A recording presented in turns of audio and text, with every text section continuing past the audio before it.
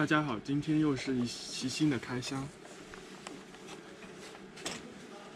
这个箱子看一眼就知道是苹果的一个包装。现在我们把它拆开。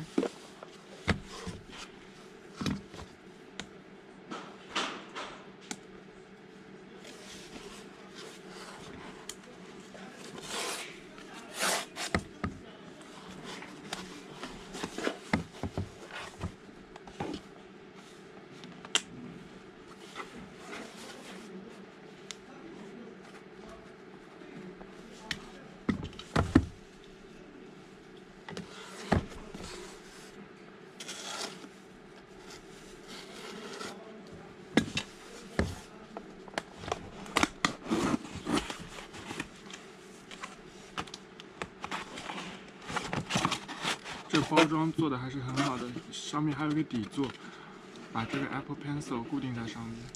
要把它打开的话，需要把这两个耳朵给翻起来，然后把这里不用撕掉，直接从里面抽出来。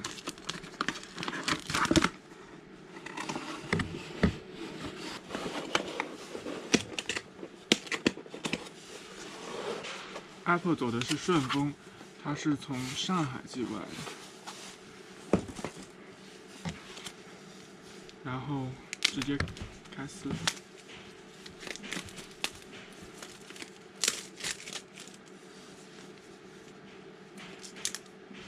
然后从这里把它给移出来。熟悉的 Designed by Apple in California， 然后后面就是这支笔了。上面有一层膜，可以把它撕掉，然后拿出 iPad，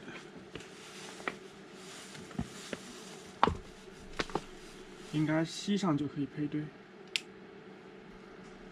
我们可以去 Apple 自带的笔记里面，在 Notes 里面，应该就可以开始写了吧。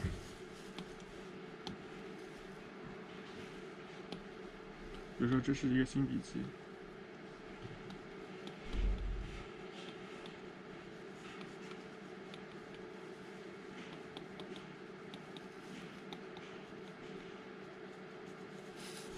然后试一下在电子书里面写。就比如说这本电子书《Push Down Automata》，我们在里面可以尝试着划一下。要先把上面的书写功能开启，然后应该就能划了。对，然后在这里的话试一下画图，比如说是 from S to Sigma， and then reduced by rules and the intermediate variables. S is the starting symbol. Sigma is the terminal symbols. And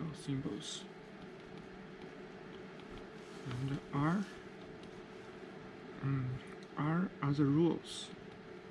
V are variables.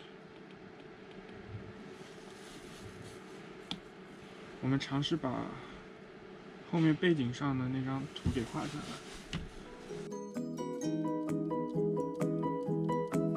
Okay, and now let's try to record a video with iPad. Now we can start our recording, then go to the notes. Okay, and then we can explain some knowledge that I recently learned. Okay, so firstly, today I'd like to introduce context-free grammar. Context-free grammar.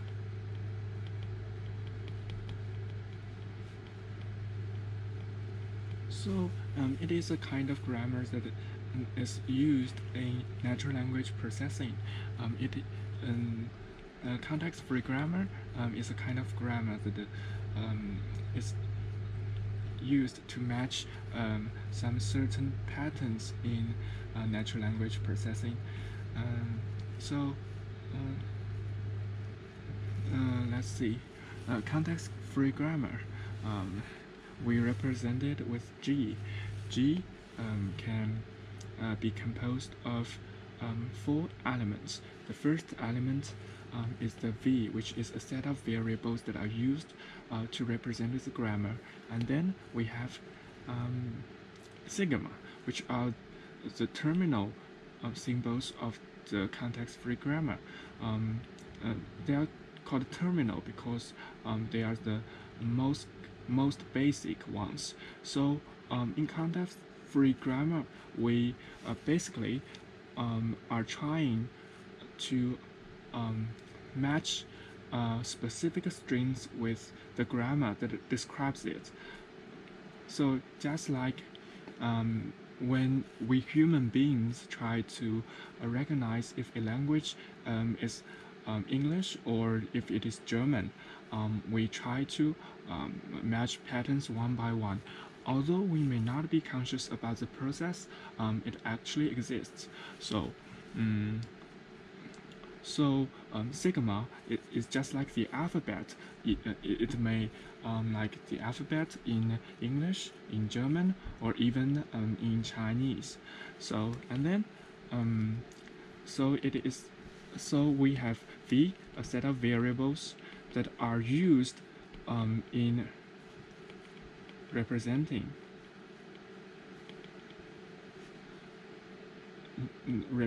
the language.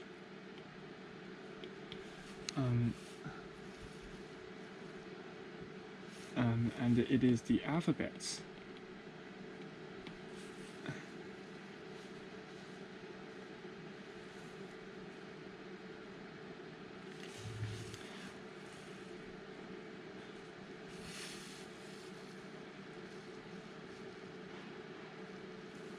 Hello everyone. Today I will introduce context-free grammar to you. So context-free grammar. So the short for it is CFG, context-free grammar. Okay, so a context-free grammar is a grammar that is used in natural language processing. It is used for string pattern matching. So we can have an example when you have an English word. For example, you have hello. How can we know it is English or it is German or it is French? Okay, so we start from the letter H.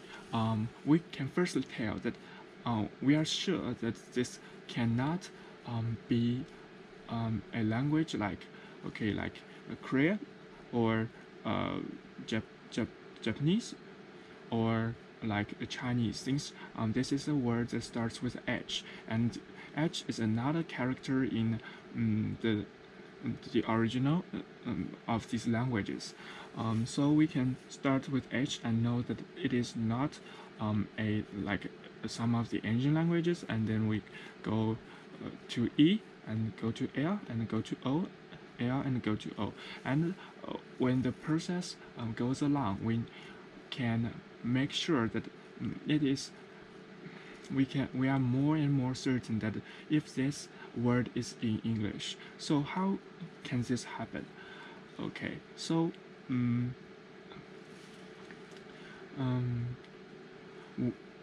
so context-free grammar is a tool that we use to tell if a string is in some certain pattern. So a context-free grammar can be defined as with 4 parameters. The first parameter is the V, which is a set of variables or the alphabet that is used in a certain language. And then we have sigma. Sigma are the terminal symbols. So grammar is really abstract. So what we do is, so when we are matching a string, it goes more and more specific. So we from an abstract grammar to a specific string.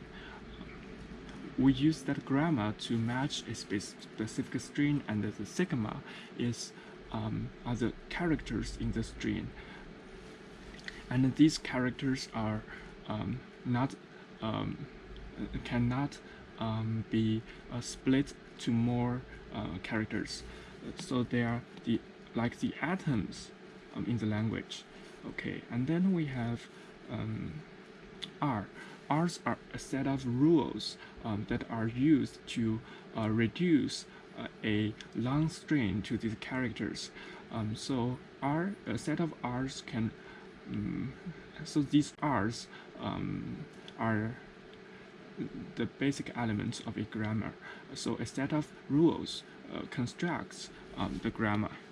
Okay, and then we have apart from R, we have V, sigma, R, and then what else do we have? We have S. S is the starting point of the grammar. So we can have so S is the most abstract part of the process of recognizing language. So we can start from S to sigma. So for example, if we have S that equals to W in A, B, clean star, and then W equals to WR. So what it basically means is that W equals to WR. This means that the string itself equals to the reverse of the string. So for example, we have A, B, C, D, E. Then the reverse of the string is E, D, C, B, A. They are not equal, so this does not match this pattern. And if we have A, B, C, B, A, then the reverse of the string is A, B, C, B, A again. So this matches this pattern. So W equals to WR basically means that a string is symmetric, and we can find an axis through this string that splits the string into two even parts. And then what does this mean? Okay, so this is another restriction. It basically says that this string is formed only using two characters, A and B. So this basically means is that we choose A or B. So what this pattern means that we choose A or B from, we only have two characters to choose, A and B, and then this star means that we repeat this process as many, we repeat this this process as many as you like. Okay, so A, B, and clean star means we can form a sequence of strings. For example, we have an empty string, so A and B, both A and B. Okay, so we can have a string like A, we have B, and then we can have AB, or we can have ABB, or so these are just the random strings. These are just the set of strings that are constructed by A and B. So what this basically says is that we want to find the strings that are represented by A and B, and then the string must be symmetric. So to find that string, we can use a computer. So how computer solves this problem is that we programmers have an abstract model. So we have a context-free grammar that can describe this process. So to represent this one, we have to find out the basic elements. So we want to from a starting string to a specific one represented by the sigma, the terminal symbols. In our case, it is A and B. Okay, so to find that one, we have variable v and a set of rules in the process. Okay, so starting from this, so we have v that equals to A and B, and then we have, so what elements are basic in this process? Okay, we have variable, of course, A, B, and then we have S, since we have to start from the pattern S. Okay, and then we have sigmas. And just as we have said, it should be A and B. These are the terminal symbols that we should finally reduce the string to A to be represented by A and B. Okay, and then we should have a rule that should control the machine to recognize this pattern. Okay, so we start from, we try to reduce the string S to a specific one. So we start from S. So S can be, okay, so since this string is symmetric, so we have to make sure that when we reduce it, we have to we need to care about the left side, both the left side and the right side. So we should have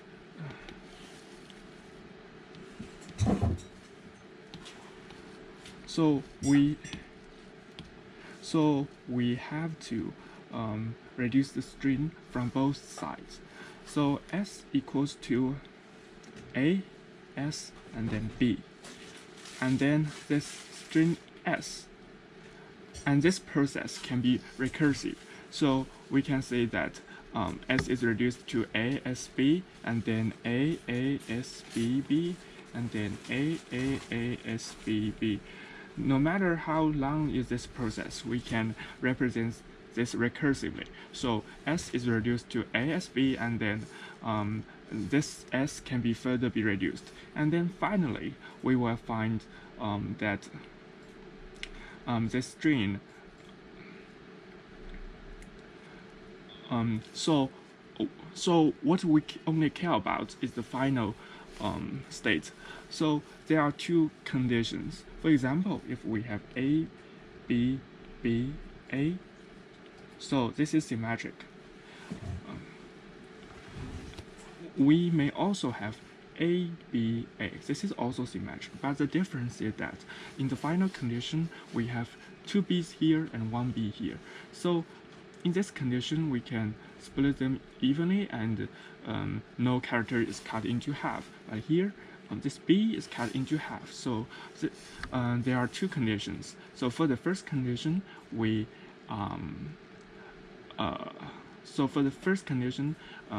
S is directly reduced to E, the empty string, and in this condition, this might happen as ABA or BAB. And so if it is reduced to the first condition, we will have finally S equals to B. And if it is reduced into the second condition, we finally have S reduced to A. So these are all the conditions, and that's the end of our rule. So in this tutorial, I have explained context-free grammar and how to represent a set of strings abstractly using context-free grammar. Okay, thank you for watching. 很方便啊，只要从左下角往右下角移动就能截图。